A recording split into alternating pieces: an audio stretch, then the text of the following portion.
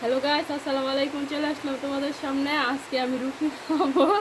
তো রুটি খাওয়ার ভিডিও দেওয়ার জন্য এই যে দেখতে হচ্ছে গরুর মাংস। তো অপেক্ষা করতে করতে দেখো গরুর মাংস একবার জমাট হয়ে গেছে গা।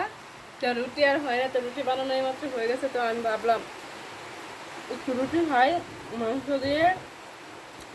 কারণ গরুর মাংস দিয়ে রুটি আরেকদিন খাইছিলাম, অনেক ভালো লাগছে। তো আজকে কিন্তু মাংস নয়, শুধু মাংসের ঝোল আছে। তো ঝোল দিয়ে রুটি অনেক ভালো লাগছে। তো আর ভাবলাম যেহেতু এত ভালো জিনিস খাইতেছি, আমার বন্ধুরা দেখতে দেখায়। আর সাথে আছে মনে করছে কচুর শাক। আজকে দেখো এটা হলো কচুর শাক, আগে খাইছিলাম।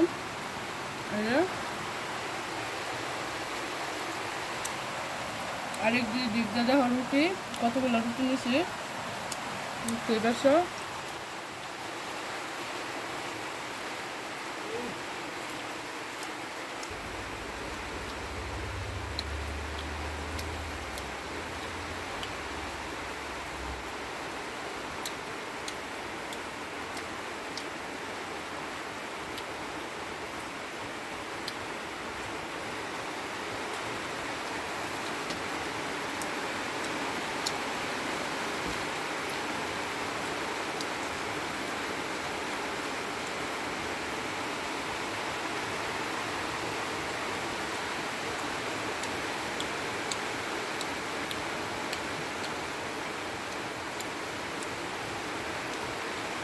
একটুখানি খাই।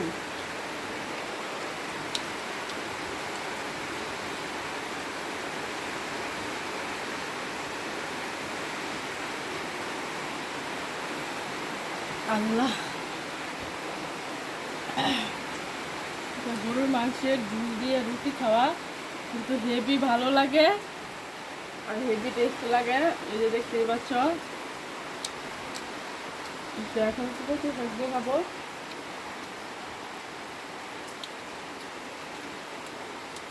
কচু শাক দিয়ে খাওয়া অনেক ভালো, খুবই ভালো লাগতেছে।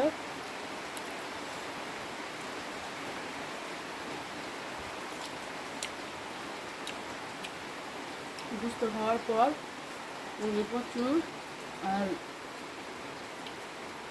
অনেকদিন পর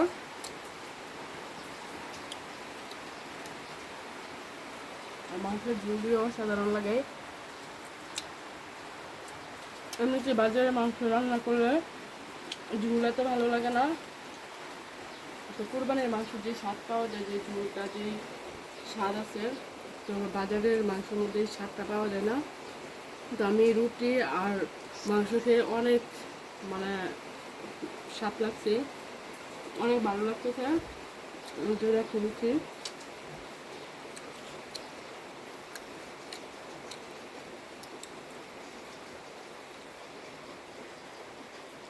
যে রুটি আর মাংস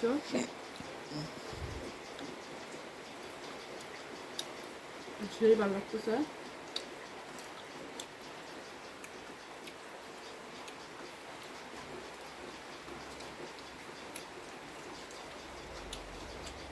সকালটাই এক একটার এক এক স্বাদ।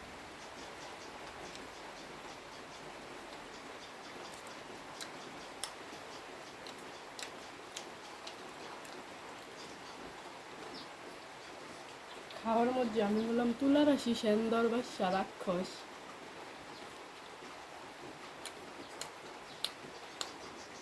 যেটাই দিবা একবারে ফ্রেশ করে নিব।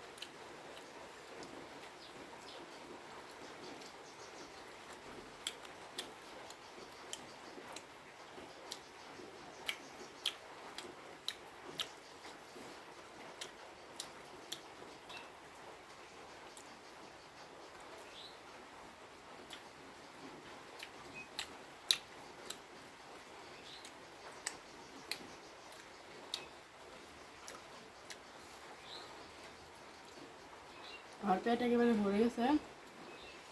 তো আমার এই রুটি খাওয়াটা কেমন হলো তোমরা সবাই কমেন্ট বক্সে জানাবা। আর নতুন নতুন কী কী ভিডিও দেখতে চাও কমেন্টে জানিয়ে দেবা। আমি সেটা করার জন্য প্রস্তুত থাকবো। তো এখন আর খাইতে পারছি না। ধন্যবাদ সবাইকে।